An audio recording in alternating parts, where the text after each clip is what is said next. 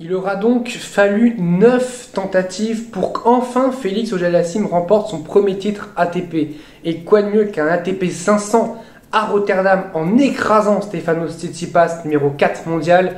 Il n'y a pas mieux pour gagner son premier titre en carrière, son premier d'une très longue série, je n'en doute absolument pas. 2022, l'année de Félix Auger-Aliassime, point d'interrogation, on en parle tout de suite.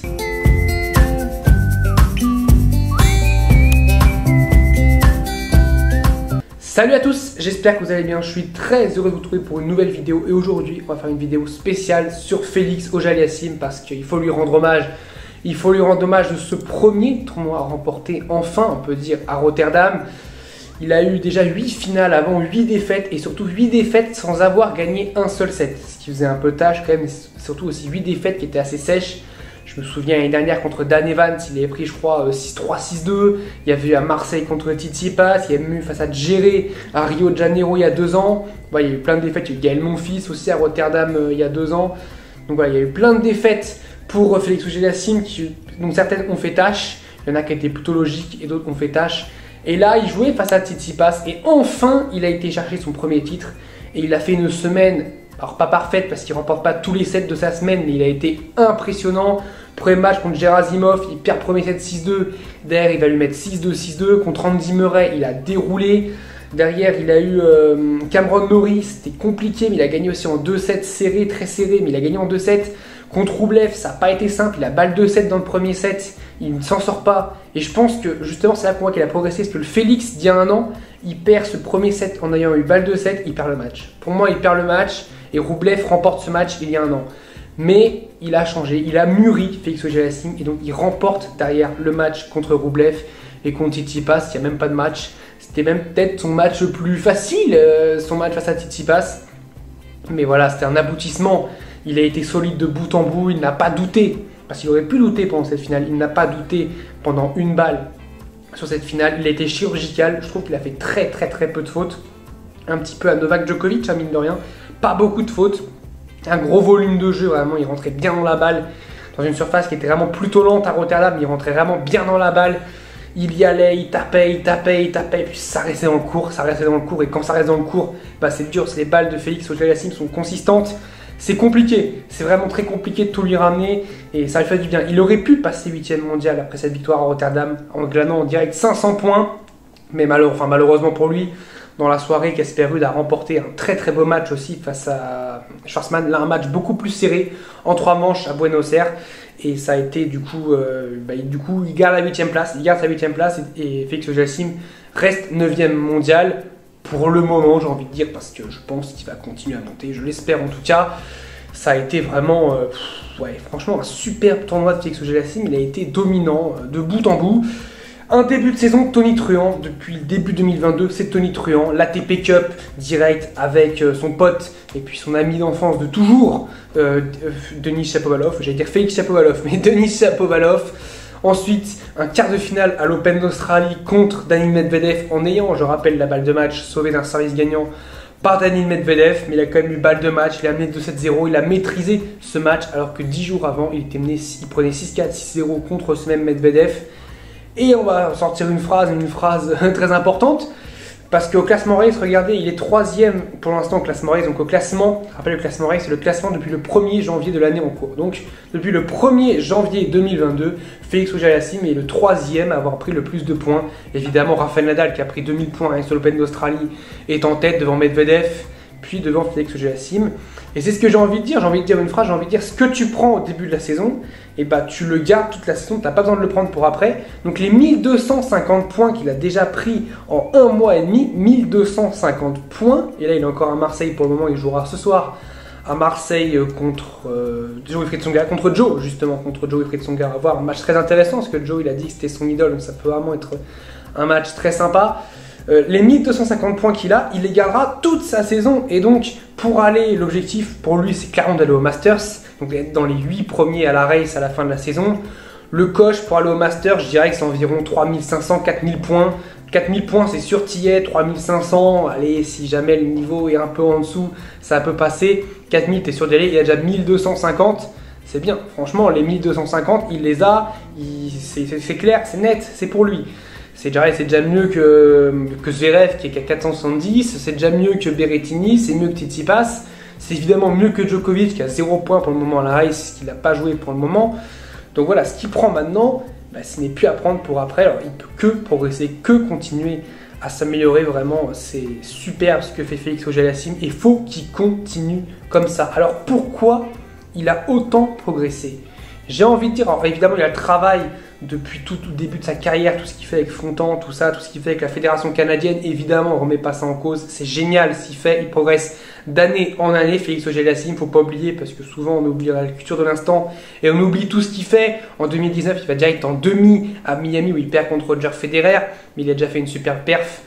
Et puis voilà, là on en parlait un petit peu moins, même si on en parlait toujours, mais on en parlait un petit peu moins. Et puis là, depuis le début 2022, c'est l'attraction de la saison. Et il y a aussi évidemment l'impact d'un homme qui s'appelle Tony Nadal. Nadal, c'est pas un hasard, c'est le tonton. C'est le tonton de Raphaël. Et voilà, Tony Nadal qui, je pense, a donné cet aspect tueur à Félix Auger-Aliassime. Rappelez-vous, l'année dernière, je faisais une vidéo sur sa défaite après contre Karatsev, où j'avais dit qu'il lui a manqué ce côté tueur. Ce côté, je dois tuer Karatsev en ayant mené 2-7-0 ce match-là. Montrer que c'est moi le patron. Et bah, je trouve qu'avec Tony Nadal, c'est peut-être la chose la plus... Comment dire, la meilleure chose qu'il lui a apporté pour le moment. Je pense qu'il lui a apporté plein d'autres choses. Mais la chose la plus importante, c'est cet aspect tueur. C'est cet aspect sur le terrain, tu rentres, c'est pour tuer l'adversaire. C'est pour le tuer au sens figuré, évidemment, pas au sens propre. C'est vraiment, c'est pour l'atomiser sur le terrain. T'as pas de potes sur le court de tennis, voilà, c'est pas tes potes. Ça peut être tes potes en dehors, mais sur le court de tennis, pendant 3 sets, 5 sets, et bah, tu dois le battre. Tu dois être meilleur que lui. Et je pense que c'est ce que lui a dit Tony. Et ça a dû faire un bien fou à Félix Auger-Aliassime qui avait besoin peut-être de ce discours-là, d'un nouveau discours, d'un discours d'un coach expérimenté qui a quand même rapporté 10 Roland Garros avec Rafael Nadal, qui a façonné Rafael Nadal parce que c'est lui, vraiment, il a pris sa sculpture et il a pris le marbre et hop, il a sculpté Rafael Nadal, il a façonné Rafael Nadal, il a créé ce qui est devenu Rafael Nadal. Il lui a dit, petit, tu joueras avec la main gauche. Alors évidemment, il dit pas ça avec Félix Auger-Aliassime.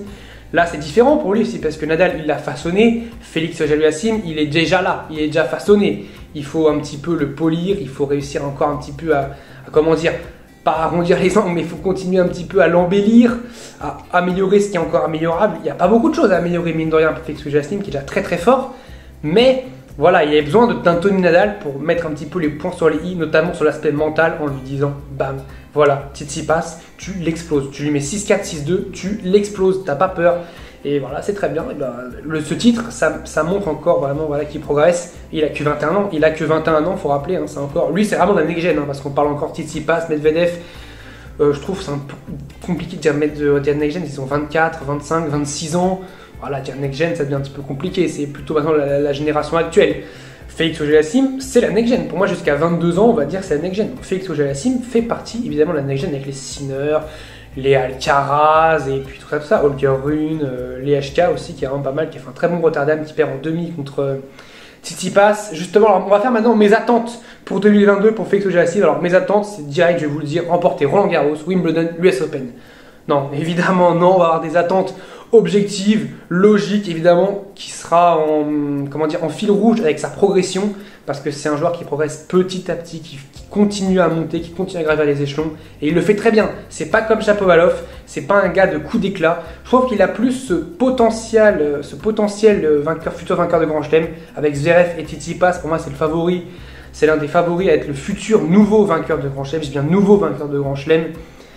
Voilà, parce qu'avec Tsitsipas et Zverev, ils ne sont pas encore vainqueurs de Grand Chelem. Et je trouve qu'il peut avoir cette légitimité-là, plus qu'un Denis Shapovalov, qui lui est plus dans le côté foufou, coup d'éclat. Il y a encore trop de déchets Shapovalov.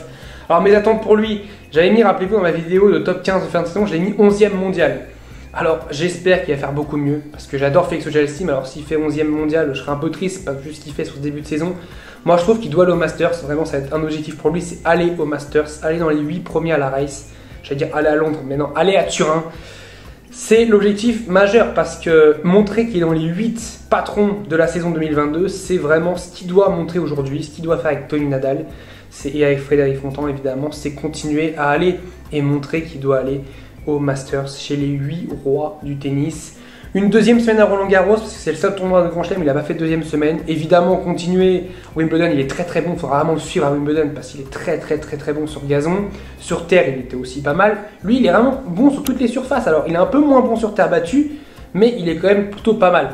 Il est vraiment pas mal sur terre battue aussi. Et puis l'US Open aussi continue à faire de bonnes performances. Je mets demi ou finale en Master 1000. Essayer de chercher une finale en Master 1000, ça peut être bien. Je pense qu'une finale en Master 1000, c'est possible pour lui parce que, comme j'ai dit, il est bon sur toutes les surfaces. Un peu moins sur terre, mais il peut quand même peut-être aller faire une finale sur terre en Master 1000. Mais par exemple, il va aller faire une finale à Indian Wells, à Miami, à Toronto, à Cincinnati, à Shanghai. Je ne sais pas s'il y aura Shanghai cette année, à Bercy. Il a plein de possibilités de faire des finales en Master 1000. Et puis continuer sa progression, continuer à progresser, continuer voilà, à gravir les échelons, rester constant. Voilà, c'est ce qui fait de plus en plus cette consistance. J'aime beaucoup Félix Auger-Aliassime, qui est un joueur, je pense, qui est apprécié de beaucoup quand même, parce qu'il y a aussi un petit peu ce côté, voilà, il perdait ses finales, ce côté affectif, le joueur qui perd ses finales, oh voilà, et puis maintenant bah, il se met à gagner. Je pense que quand on gagne, on est un petit peu moins aimé, parce que t'en as plein qui veulent nous voir perdre, et puis voilà.